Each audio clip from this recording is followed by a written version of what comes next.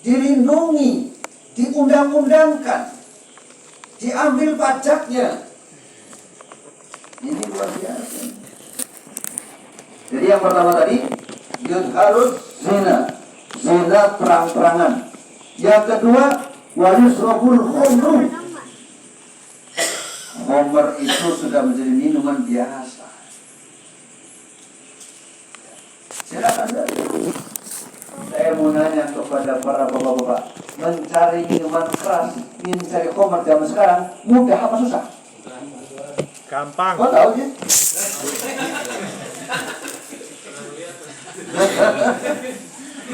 Ya iya, pernah mereka masuk kotor-kotor langsung bungkus kresek hitam, gitu.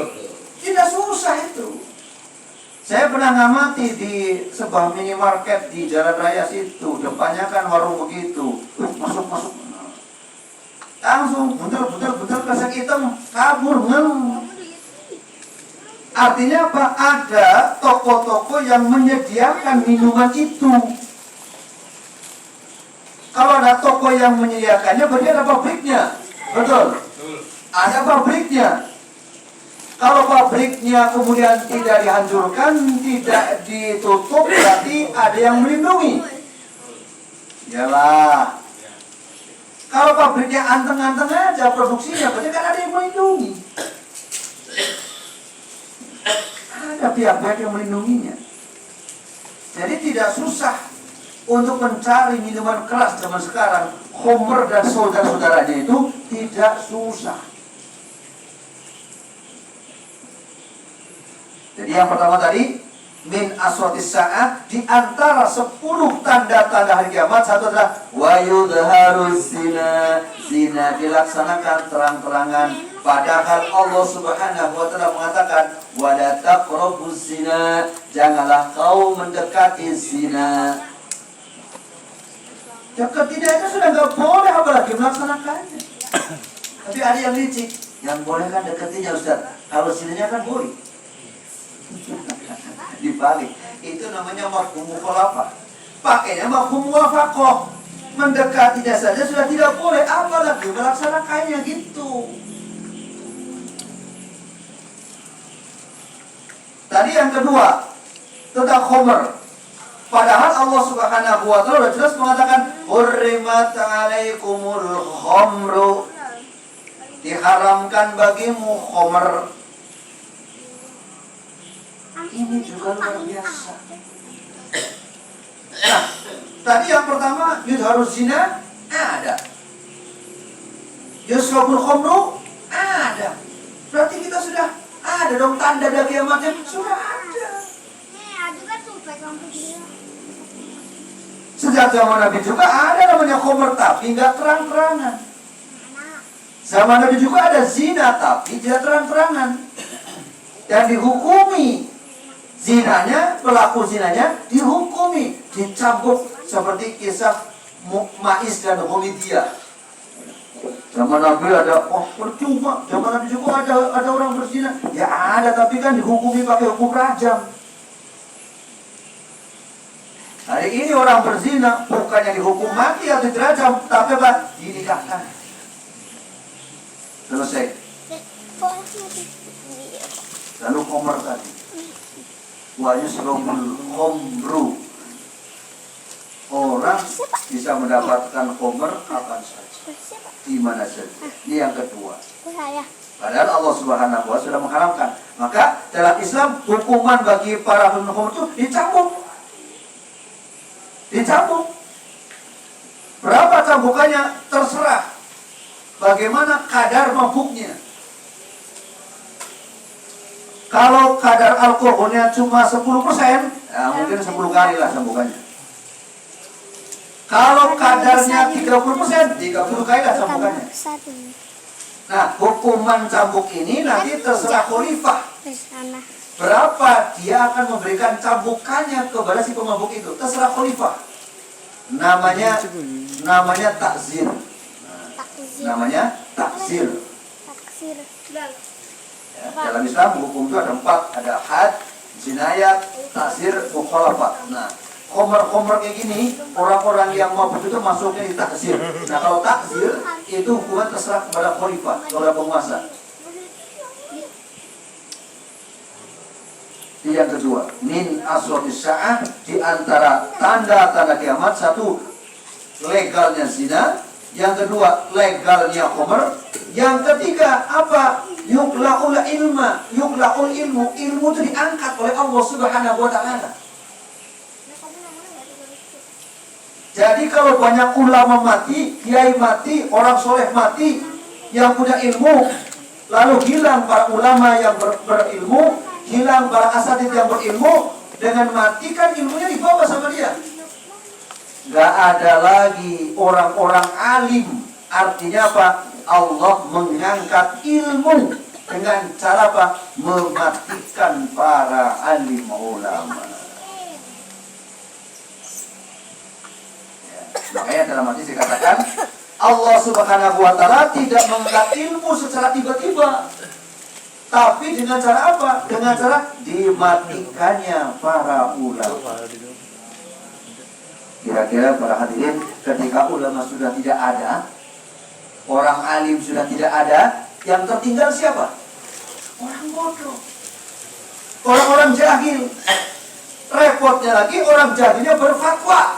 Nah, kalau ulama berfatwa wajar, karena ada alatnya, ada ilmunya, ada kapasitasnya dia berfatwa. Ini orang jahil, orang bodoh berfatwa. Kira-kira fatwanya benar atau tidak?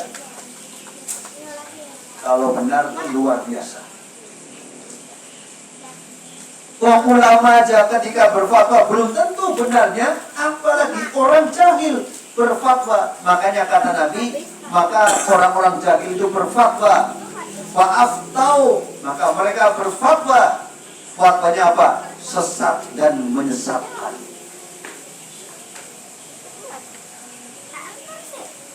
Baca Al-Quran disawer.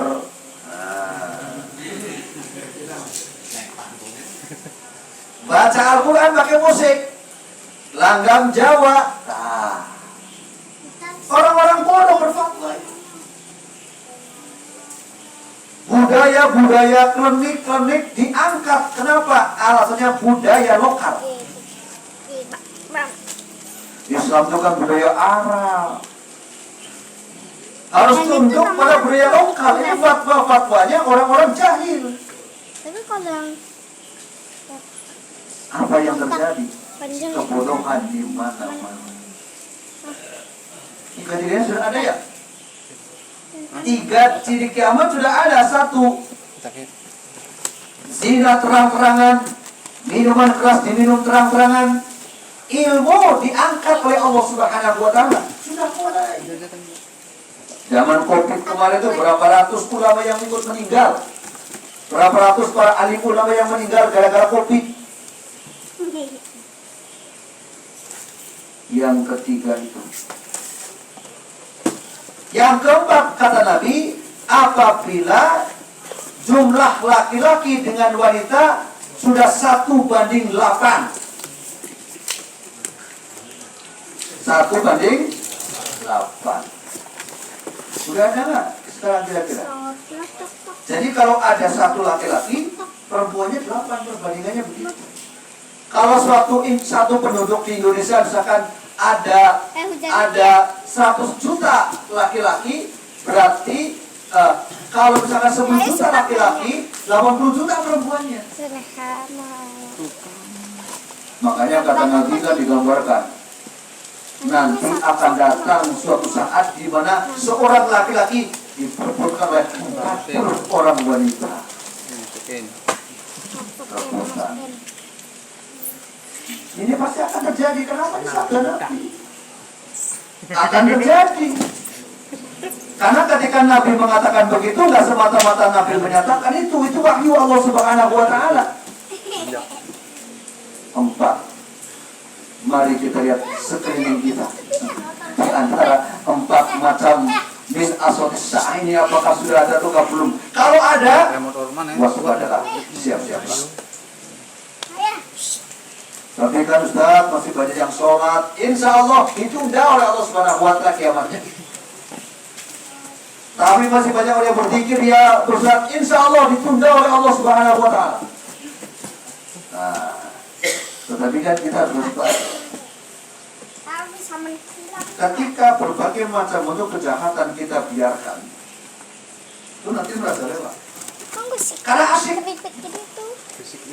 Yang negur tidak ada, yang ingetin tidak ada, asik aja dia makin besar. Kalau sudah besar, kitanya yang kalah. Bingung kenapa? Sudah besar. Makanya perlunya memutus kemungkaran itu harus sedini mungkin sejak ketika masih kecil. Kitanya masih berani gitu. Tapi kalau sudah gede, bikinnya para preman, ya kalah lah kita. Kecuali mereka sadar dan masuk Islam tobat, nah baru. Tapi itu kan nunggunya lama. Inilah para hadirin mengingatkan kita tentang kiamat itu pasti akan terjadi dan tanda-tandanya sudah disebutkan Nabi SAW. Tadi di antara 10 itu saya baru menyebut 4, menyebut 4, yang 6-nya nanti lain kali. Karena lupa yang 6-nya. Ingat yang 4-nya aja, yang 6-nya lupa. Banyak sih, misalnya matahari terbit dari barat, mulai gitu. Ada lagi para pembantu melahirkan anak tuanya, itu juga masuk dalam kategori tanda-tanda kiamat. Ada lagi tukang-tukang gembala tapi punya bangunan megah-megah gitu. Muncul Dajjal, banyak sekali. Tapi yang kayak gitu-gitu itu susah membayangkannya. Ini aja yang 4 tadi yang gampang ya. Zina sudah terjadi di mana-mana, khamr diminum sudah di mana-mana, ilmu diangkat oleh Allah dengan matinya para ulama. Lalu jumlah laki-laki dan perempuan lebih banyak perempuan daripada laki-laki. Mudah-mudahan kita terhindar dengan hadirnya hari kiamat. Artinya apa? Kiamat tiba, kita sudah meninggal dunia dengan membawa keislaman kita, dengan membawa kemukminan kita. Ini yang nanti akan kita tanggung jawabkan di hadapan Allah Subhanahu wa Ta'ala. Amin ya rabbal alamin. Hadirin jamaah yang dimuliakan Allah Subhanahu wa Ta'ala. Nah, sekarang kita baru masuk ke ayat ini. Pertanyaannya, kenapa di kita itu bentuk-bentuk kriminal seperti ini kok tidak dihukum secara tegas? Para pencuri, para pencopet, gak pernah membayangkan tuh bagaimana orang dapat uangnya susah payah. Pencuri enak aja dia jebol pintu orang, jebol rumah orang, ambil dompet orang, bawa dia kabur. Ini. Tapi kenapa yang kayak begini begitu mudah di kita? Nah, lagi-lagi kita kembali kepada hukumannya. Padahal Allah Subhanahu wa Ta'ala sudah dengan tegas memberikan hukuman-hukuman tadi agar pelakunya jerak. Gimana misalnya? Pencuri potong tangannya, koruptor potong lehernya.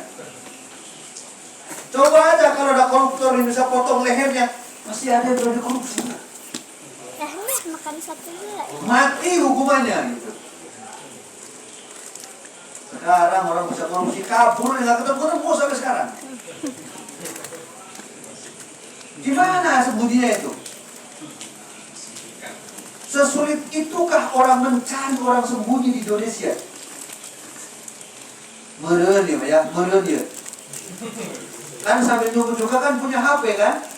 Cari aja nomor dia berapa, dilacak. Oh, ya gini yang nyumput. Wong kita ini punya HP udah bisa kedetek semua keberadaan di mana kan? Tinggal bongkar aja database-nya. Ini nomornya di mana nih? Bisa. Masalahnya nggak mau nyari.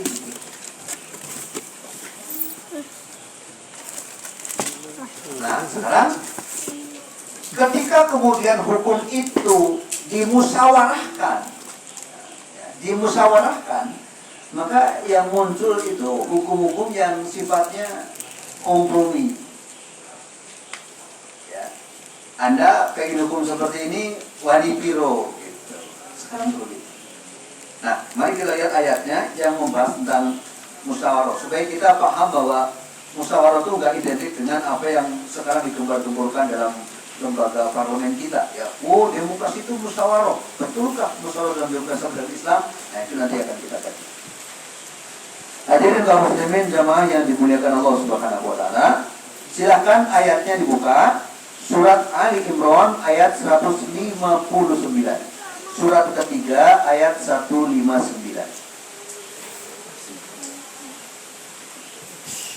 A'udzu billahi minasyaitonir rajim. Fabima rahmatin minallahi linta lahum. Walau kunta faddan ghalidhal qalbi lam faddu min hawlik.